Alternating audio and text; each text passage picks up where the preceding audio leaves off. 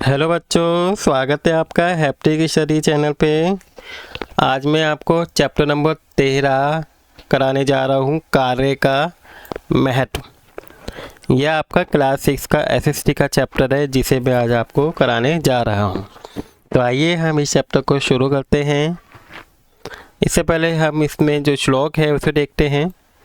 जब आप कोई काम कर रहे हों उससे बाहर कुछ ना सोचें, उसे पूजा की तरह करें और सबसे बड़ी पूजा की तरह, और उस समय अपना पूरा जीवन उसे समर्पित कर दें। ठीक है, तो कोई भी काम करें तो बिल्कुल निष्ठा के साथ हमें किसी भी काम को हमें करना चाहिए। तो ये बात किसने बोली है? स्वामी विवेकानंद जी ने बोली है और ये बात बिल्कुल सही है। हमें किसी भी काम को बिल्कुल अच्छे से करना चाहिए। अनूर कबीर पार्क में खेल रहे थे, तभी उन्होंने अपने पड़ोस में रहने वाली गीता मौसी को टैक्सी में उतरते हुए देखा। वे अपनी नौकरी से घर वापस आ रही थी और अपनी यूनिफॉर्म में भी थी, और वे भारतीय वायुसेना में पायलट का काम करती है और पूरा कस्बा उन पर क्या करता है, गर्व करता है। कबीर, गीता मौसी की पोशाक काफ़ी कुछ उस पोशाक की तरह लग रही थी जैसे कल मैंने तुम्हारे घर पर देखी थी, परंतु उसका रंग क्या था? काला था। ठीक है, ये लड़की बोल रही है यहाँ पे। मेरे दादाजी की पोशाक हैंगर पर लटकी हुई है। वे सीमा सुरक्षा बल में सेवानिवृत्त हुए हैं और अब वे अपना समय वहीं पे बिता रहे हैं। तो देखिए, आसपास के बच्चों के निःशुल्क भूगोल पढ़ाने में लगे हुए ये टीचर, सब्जी उद्यान में काम करने वाले और घर के अंदर अन्य काम करने में भी व्यतीत हैं। मेरे पिता दुकान चलाते हैं। देखिए, ये इस लड़की के पिता हैं जो दुकान पे काम करते हैं, जिसमें कई तरह की वेशभूषा, सिले हुए वस्त्र की बिक्री की जाती है। आपा सुबह चले जाते हैं और माँ हमारे विद्यालय जाने के बाद दुकान में उनको साथ देती है, उनकी मदद करती है। सामान्यतः माँ हमारे विद्यालय से आने से पहले घर भी आ जाती हैं और वे एक स्वैच्छिक समूह के साथ भी कार्य करती हैं, घर का काम भी करती हैं और बाहर का काम भी देखती हैं, जहाँ महिलाओं को बुनाई सिखाई जाती है। क्या तुम्हें मेरे बड़े भाई रोहन याद है? देखिए, ये स्मरण है तो मैं उनसे मिले भी थे जब वे मुझे विद्यालय लेने आए थे, और वे सॉफ्टवेयर इंजीनियर हैं और कंप्यूटर एप्लीकेशन बनाने वाली कंपनी में क्या है, काम करते हैं। और वे सप्ताह के अंत में पास के एक महाविद्यालय में युवा विकास कार्यक्रम में सम्मिलित लोगों को स्वेच्छा से कंप्यूटर से संबंधित कौशल भी सिखाते हैं। उससे संबंधित जो काम है उसे वो सिखाते हैं। क्या बात है अनु, हमारे आसपास के लोग कितने प्रकार के कार्य करते हैं। तो आपने देखा होगा, अपने आसपास जितने भी लोगों को देखते हैं सब अलग अलग तरीके के काम करते हैं।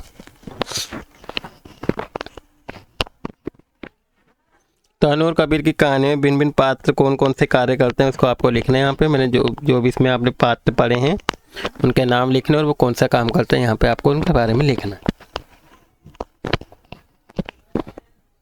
अब जो भी कार्य हैं, जो जितने भी हमने कार्य पढ़े हैं, इसको क्या किया गया है, दो श्रेणियों में या दो समूह में विभाजित किया गया, बांटा गया है। सबसे पहले क्या है, आर्थिक गतिविधि है और दूसरी क्या है, गैर आर्थिक गतिविधि। तो सबसे पहले हम ये जानते हैं कि आर्थिक गतिविधि क्या है। आर्थिक गतिविधि बच्चों वे होती है जिनमें अर्थ सम्मिलित होता है, यानी कि मुद्रा किसे बोलते हैं बच्चों? पैसे को बोलते हैं, अथवा जिन्हें अर्थोपार्जन के लिए किया जाता है, अर्थात जो सम्मिलित पक्षों के लिए वस्तु के नकद मूल्य से संबंधित होते हैं, पैसे से। उदाहरण के लिए से व्यापारी मजदूर में स्कूल बैग बेचता है, किसान अपनी उपज बाजार में बेचते हैं, वकील अभियोजन का शुल्क लेते हैं, ट्रक चालक वस्तु को एक स्थान से दूसरे स्थान पर ले जाते हैं, और श्रमिक कार बनाने वाले कारखानों में काम करता है। तो ये सभी क्या है, इन सभी के बदले में उन्हें क्या मिलता है, नगद मूल्य मिलता है। अब देखिए, वस्तु का नगद मूल्य होता क्या है, इसकी डेफिनेशन ये दी हुई, किसी वस्तु का व्यक्ति द्वारा तय किया गया मूल्य। कि मान लो कोई व्यक्ति तय करता है कि आप मुझे यहाँ से यहाँ तक का जो किराया है वो आप इतना दे दीजिए, तो वह नगद मूल्य होता है। मौद्रिक मूल्य वो होता है जो कि किसी वस्तु उस वस्तु से मिलने वाली लाभ पर आधारित होता है। बाजार क्या है, बाजार एक ऐसा स्थान है जहाँ व्यक्ति और वस्तु सेवाओं का लेन देन करते हैं। कई सारे व्यक्ति जाते हैं जहाँ पे क्या होता है, उन वस्तुओं का लेन देन होता है। नॉर्मली आप जैसे बाजार जाते होंगे तो बाजार में आप क्या है, अलग अलग व्यक्ति करते हैं, वस्तु को बेचते हैं, उनका लेन देन होता है बाजार में। अब व्यक्ति वस्तु सेवा के बदले अन्य वस्तु का लेन देन भी करते हैं। किंतु अधिकांश बाजारों में इनका लेन देन धनराशि के लिए किया जाता है। शुल्क क्या होता है? किसी व्यवसायिक परामर्श या सेवाओं के लिए एक व्यक्ति या संगठन को किया गया भुगतान। उदाहरण के लिए एक चिकित्सा या वकील को दिया गया शुल्क।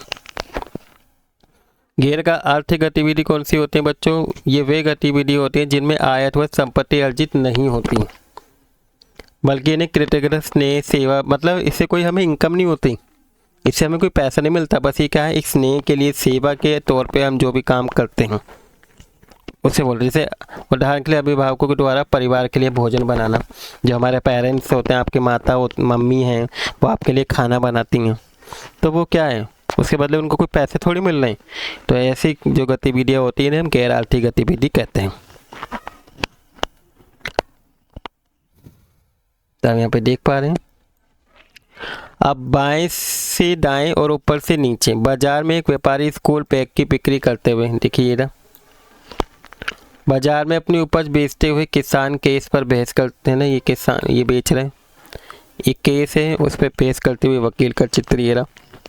ट्रक चालक किसान से दूसरे स्थान तक सामान ले जा रहा है ये रहा, और मोटर गाड़ी के कारखाने में काम कर रहा है वर्कर ये। तो विद्यालय के कार्य में भी सहायता करती हैं जो आपकी मदर्स होती हैं, पेरेंट्स होते हैं, इनके बदले भी उन्हें कुछ नहीं मिलता है। युवा के द्वारा या दादा दादी, नाना नानी आदि की सेवा करना, परिवार के सदस्यों और घर के नवीकरण में सहायता करना, तो ये सभी जो होते हैं बच्चों, ये तो सब क्या है, आर्थिक गतिविधियां हैं। और जो ये हैं ये सभी क्या है, गैर आर्थिक गतिविधियां होती हैं। देखिए ये रहा चित्र, ठीक है। तो ये आपके आर्थिक गतिविधियों के चित्र हैं और ये आपके गैर आर्थिक गतिविधियों के चित्र, जिसमें खाना बनाने में हेल्प कर रहे हैं, पढ़ाई में हेल्प की जा रहे हैं, ठीक है, पौधे लगाने में हम दादी की हेल्प कर रहे हैं। तो अनूर कबीर की कहानी में गीता मोसी जो वायुसेना में विमान चालक है, उनका वेतन मिलता है, उनको सैलरी मिलती है। वेतन क्या होता है? एक सैलरी जो हर महीने मिलती है। वे देश की सेवा करती हैं और एक आर्थिक गतिविधि में सम्मिलित भी हैं। अनु का भाई रोहन एक सॉफ्टवेयर कंपनी में काम करता है और उसे भी इस कार्य के लिए वेतन मिलता है। सप्ताह के अंत में पास के महाविद्यालय के युवा विकास कार्यक्रम में अपनी इच्छा से काम भी करता है वहाँ पे, और यहाँ वे युवा विद्यार्थियों को कंप्यूटर संबंधित कौशल भी सिखाता है, ठीक है, फ्री में, जो क्या है गैर आर्थिक गतिविधियाँ हैं, जिसके बदले में उन्हें कुछ मिल नहीं रहा है। तो बेसिकली आपको इनके बारे में आपको पता चल गया होगा कि आर्थिक गतिविधि क्या होती है, गैर आर्थिक गतिविधि क्या होती है। अब आर्थिक गतिविधियों के प्रकार। काव्य अपनी चाची के घर कमलापुर गांव जाने के लिए बहुत उत्साहित थी। रास्ते में उसने देखा कि गांव के पास एक हाईवे बनाया जा रहा है और निर्माण स्थल पर बहुत चहल पहल भी है। देखिए बन रहा हाईवे बनता हुआ चित्र है। वहाँ टेक्नीशियन खोदने वाली बुलडोजर जैसी बड़ी बड़ी मशीनें भी आई हुई हैं। देखिए ये बुलडोजर हैं। इस राजमार्ग के बनने में अब निकट के नगर तक जाने का समय 5 घंटे से घटकर केवल 2 घंटे हो गए। ठीक है, जहाँ पे पहुँचने में 5 घंटे लगते थे अब सिर्फ 2 घंटे लगा करेंगे। काव्य ने सोचा कि जब ये राजमार्ग बन जाएगा तो वह अपनी चाची के घर बार बार जा पाएगी अब, और ज़्यादा समय भी नहीं लगेगा। फिर प्रसन्न होकर काव्य अपनी चाची को बधाई देने और उसके द्वारा बनी हुई स्वादिष्ट जलेबी खाने भी चल पड़ी। काव्य के चाचा उसी समय काम से वापस लौटे थे। वे निर्माण कंपनी के टेक्नीशियन हैं और बुलडोजर चलाते हैं। उन्होंने अपनी सेवा के बदले प्रति माह वेतन भी मिलता है, उन्हें सैलरी मिलती है। अगले दिन काव्य की चाची सुबह उठी और अपना घरेलू काम निपटाने के बाद काम पर चली गई और वे अपने गांव के डाकघर में काम करती थी और उन्होंने प्रति माह वेतन भी मिलता है।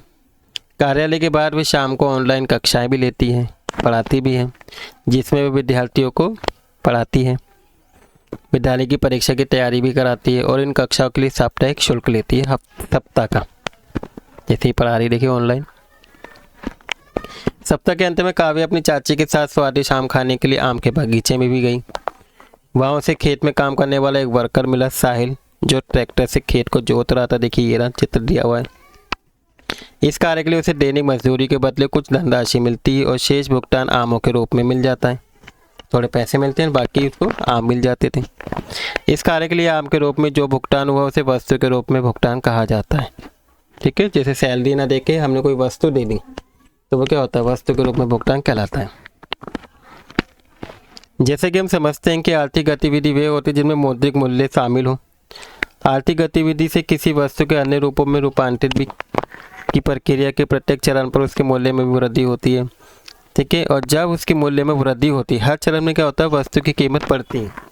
इसी को मूल्य संवर्धन भी कहते हैं। आइए काव्य के पिता राजेश के बारे में उदाहरण से भी इसे हम समझें। किसे? मूल्य संवर्धन को। राजेश एक बढ़ई है जो विभिन्न प्रकार की लकड़ी के फर्नीचर को बनाने के लिए समीप के बाजार से क्या करता है, 600 रुपये की लकड़ी खरीद के लाता है और वह लकड़ी का फर्नीचर बनाने के लिए यूज़ करता है। उस लकड़ी से वो फर्नीचर बना रहा है। अब उपकरणों का भी प्रयोग कर रहा है इसको बनाने के लिए। देखिए यहाँ पे चित्र में देख पा रहे हैं आप। फिर राजेश बाजार में प्रत्येक कुर्सी को 1000 रुपये में बेच देता है। 600 में लकड़ी लाया, उन्होंने कुर्सी बनाई और कुर्सी बनाने के बाद उसे 1000 रुपये में बेचता है। तो कुर्सी बनाने के लिए लकड़ी की लागत 600 थी। शेष राशि जो 400 रुपये जो मतलब डिफरेंस है वो किसके लिए? ये राजेश के कौशल, समय, प्रयास और मौद्रिक मूल्य और कुर्सी को बनाने में लगा हुआ जो मेहनत आना है उसका है। राजेश ने लकड़ी से फर्नीचर बनाकर लकड़ी का मूल्य संवर्धन किया। लकड़ी खरीदने से लेकर कुर्सी के बेचने तक की गतिविधि में भुगतान शामिल है। इसलिए आप गतिविधियों के आर्थिक गतिविधि के ये सब क्या है, भाग हैं। इसका नेक्स्ट आता है गैर आर्थिक गतिविधियों का क्या महत्व है। गैर आर्थिक गतिविधियों में धनराशि सम्मिलित नहीं होती, फिर भी इनसे उत्पन्न मूल्य हमारे जीवन में महत्व है। जैसे सेवा, हमें मंदिर, गुरुद्वारा, मस्जिद और गिरजाघर आदि अनेक स्थानों पर सेवा करते हुए कुछ लोगों को देखा भी होगा और सेवा करने कार्य देखने का अवसर भी मिलता है। उदाहरण जैसे गुरुद्वारे में दर्शन हेतु आने वाले सभी श्रद्धालुओं को लंगर या सामुदायिक रसोई में निःशुल्क भोजन भी कराया जाता है। आप जैसे कभी गुरुद्वारे में गए होंगे तो आपको क्या है, वहाँ पे लंगर खिलाया जाता है, जिसे हम सामुदायिक खाना बोलते हैं। इस सेवा कार्य में हमें संतुष्टि और बिल्कुल अच्छा लगता है, उसकी अनुभूति होती है और ये सेवा कार्य निस्वार्थ भाव से किया जाता है।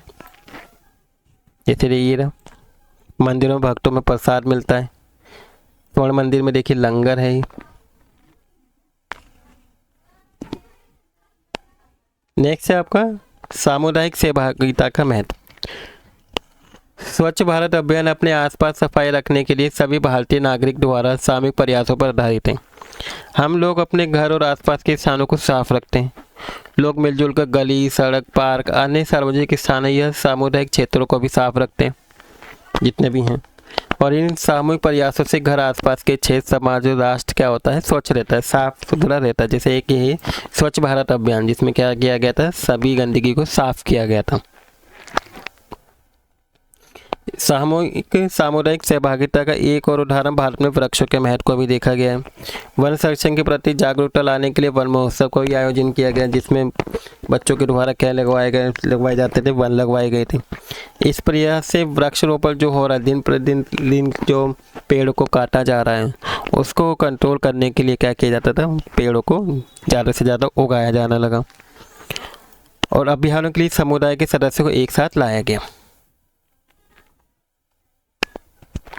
तो ये था आपका चैप्टर जो हो गया है पूरा। अब हम जानते हैं कि चैप्टर में हमने क्या क्या पढ़ा।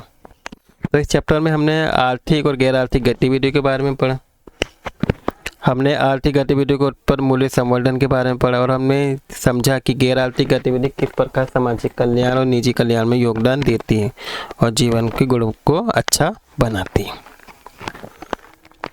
तो ये है आपका पूरा चैप्टर जो मैंने आज आपको कंप्लीट करा दिया है। आई होप आपको ये चैप्टर बिल्कुल अच्छे से समझ में आया होगा। इससे पहले के जो भी चैप्टर हैं बच्चों वो भी मैंने आपको करा दिए हैं। आपके फर्स्ट टर्म का जो सिलेबस है वो कंप्लीट हो चुका है, ठीक है। एंड जो भी मैंने आज आपको टॉपिक कराए हैं आपको अच्छे समझ में आ गए होंगे और आपको वीडियो भी अच्छी लगी होगी। अगर आपको वीडियो अच्छी लगी तो बच्चों प्लीज़ वीडियो को लाइक कर दीजिएगा और जिन बच्चों ने इससे पहले के चैप्टर नहीं देखे हैं प्लीज़ आप मेरी प्लेलिस्ट में जाके उसको भी देख लीजिएगा, सभी चैप्टर्स को। और अगर बच्चों आप इस चैनल पे नए हो तो प्लीज़ चैनल को भी सब्सक्राइब कर दीजिएगा।